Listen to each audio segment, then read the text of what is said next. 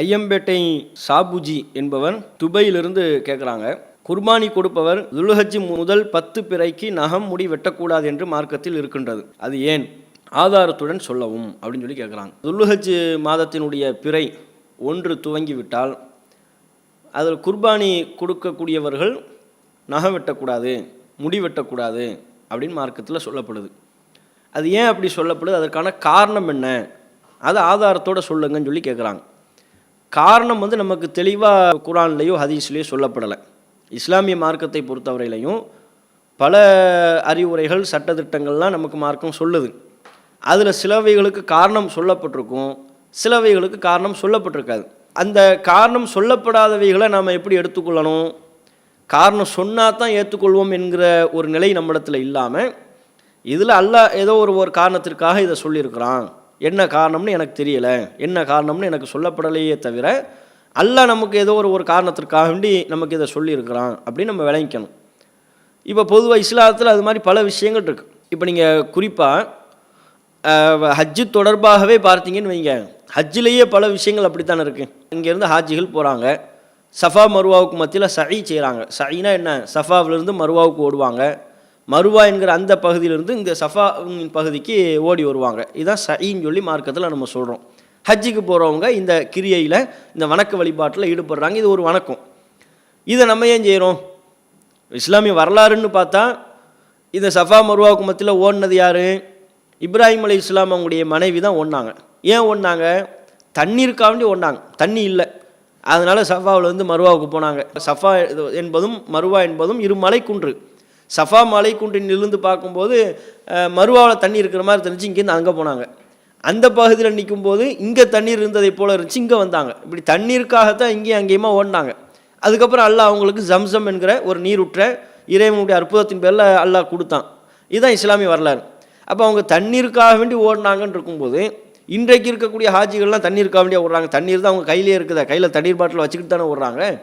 குடிப்பதற்கு அங்கே பல ஜம்சம் மாற்றலாம் அங்கே வச்சுருக்குறாங்களே. அரசின் சார்பாக, பள்ளிவாசல் நிர்வாகத்தின் சார்பாகவே குடிப்பதற்கு ஆங்காங்கே பல தண்ணீர் கேன்கள் இருந்த போதும் இங்கேருந்து அங்கேயும் அங்கேருந்து இங்கேயும் ஏன் ஓடுறாங்க? எதுக்கு ஓடுறாங்க? மார்க்கம் அப்படி சொல்லியிருக்குது. இப்போ உள்ள ஹாஜிகள் ஓடுவது தண்ணீருக்காக அல்ல. இப்ராஹிம் அலைஹிஸ்ஸலாம் அவருடைய மனைவி ஓடியது தண்ணீருக்காக. இப்போ ஹஜ்ஜுக்கு போகக்கூடியவர்கள் ஓடுவது தண்ணீருக்காக வேண்டி அல்ல, அதை நம்ம நினைவு கூறுவதற்காக அப்படின்னு சொல்கிறோம்ல.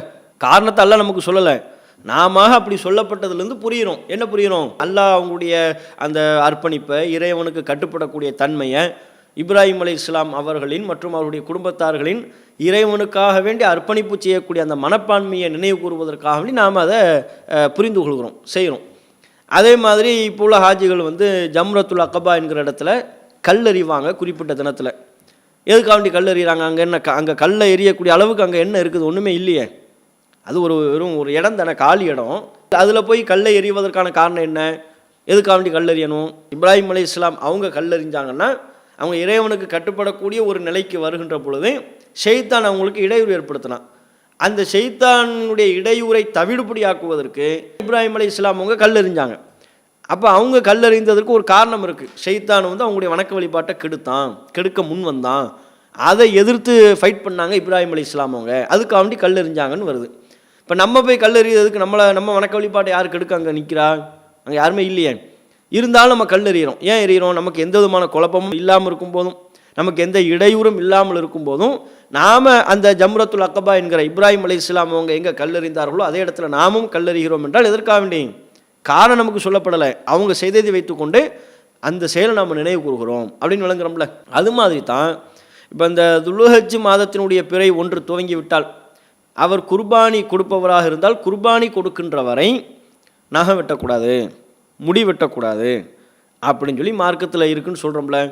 இது கூட என்னன்னு சொன்னால் அங்கு உள்ள அந்த ஹாஜிகளை நினைவு கூறுவதற்காக நம்ம புரிந்து கொள்ளலாம். எப்படி?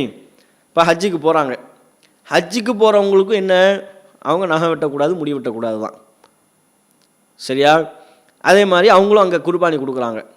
அப்போ இங்கே குர்பானி கொடுப்பவங்க ஹாஜிகளினுடைய தன்மைக்கு ஏற்ப, அந்த தன்மைக்கு நெருக்கமாக இவங்களும் குர்பானி கொடுக்குறாங்க, ஹாஜிகள் குர்பானி கொடுப்பதை போல். அப்போ ஹாஜிகள் அங்கே முடி வெட்ட மாட்டாங்க, நகம் வெட்ட மாட்டாங்க. அதை நினைவு கூறக்கூடிய விதத்தில் நீங்களும் முடி வெட்டாதீங்க, நீங்களும் நகம் வெட்டாதீங்க என்று அதை நினைவு கூறுவதற்காக இருக்கலாம். நம்ம அப்படி புரிந்து தான் கொள்ள முடியுமே தவிர, புரிந்து கொள்ளலாமே தவிர இதற்காகத்தான் என்று நேரடியாக நம்ம சொல்ல முடியாது. அதுலேயும் கூட ஒரு கேள்வி வரும். என்ன கேள்வி வரும்? சரி, ஹாஜிகளுக்கு சொல்லப்பட்டதே எடுத்துக்குவோமே, ஹாஜிகளுக்குமே ஏன் நகத்தை ஏன் வெட்டக்கூடாதுன்னு சொல்லப்பட்டுச்சு, ஹாஜிகளுக்குமே ஏன் முடி வெட்டக்கூடாதுன்னு சொல்லப்பட்டுச்சு, அதுக்கு என்ன காரணம் அப்படின்னு கேள்வி கேட்கலாம் தானே. நாம் வெட்டாமல் இருக்கிறதுக்கு ஹாஜிகளுடைய தன்மைக்கு ஏற்ப அவங்க செய்கிறத நம்ம நினைவு கூறக்கூடிய விதத்தில் நாங்களும் அத்தகைய ஒரு கட்டுப்பாட்டில் இருக்கிறோம் அப்படின்னு நினைவு கூறக்கூடிய விதத்தில் நம்ம செய்யாமல் இருக்கிறோம்னு புரிந்து கொள்ளலாம். சரி, ஹாஜிகளும் ஏன் அதை செய்யாமல் இருக்கணும் அப்படின்னு கேள்வி கேட்டால் அதுக்கு நேரடியான பதில் இல்லை. குர்ஆனில் ஹதீஸில் இதற்காகத்தான், இந்த காரணத்துக்காக வேண்டி தான் நீங்கள் நகை வெட்டக்கூடாது, இன்ன காரணத்துக்காக வேண்டி தான் நீங்கள் முடி வெட்டக்கூடாது இந்த நாட்களில் அப்படிங்கிற மாதிரி நமக்கு எதுவுமே காரணங்கள் தெளிவுபடுத்தி சொல்லப்படலை. ஆனால் காரணம் தெளிவுபடுத்தப்படாவிட்டாலும் அதில் அல்லாஹ் ஏதோ ஒரு காரணத்தை வச்சுருப்பான், ஒரு நன்மையை நமக்கு வச்சுருக்கிறான், இறைவனுக்கு நம்ம கட்டுப்படுறோமா இல்லையான்னு பார்ப்பதற்காக. இது போன்று பல்வேறு விதமான காரணங்கள் இருக்கும். நம்ம காரணம் தெரியாமல் பல விஷயங்கள் நம்ம ஏற்றுக்கத்தானே செய்யணும். அல்லாஹ் சொன்னான்னா நம்ம ஏற்றுக்கத்தானே செய்யணும். சிறுநீர் கழிப்பது ஒழுவ முறிக்கும்னா அது ஒரு அசுத்தம், வெளியேறுது நம்ம உடம்புல இருந்து. மலம் கழிப்பது ஒழுவ முறிக்கும் சொன்னால் அது ஒரு அசுத்தம், உடம்புலேருந்து வெளியேறுது, இப்போ தெரியக்கூடிய விஷயம். காற்று பிரிதல் ஒழுவ முறிக்கும்னா காற்று பிரிதல் என்ன இருக்குது? அப்போ இது ஏன் இப்படின்னு சொல்லி நம்ம கேட்க முடியுமா? மார்க்கத்தில் அப்படி நமக்கு சொல்லப்பட்டிருக்கு.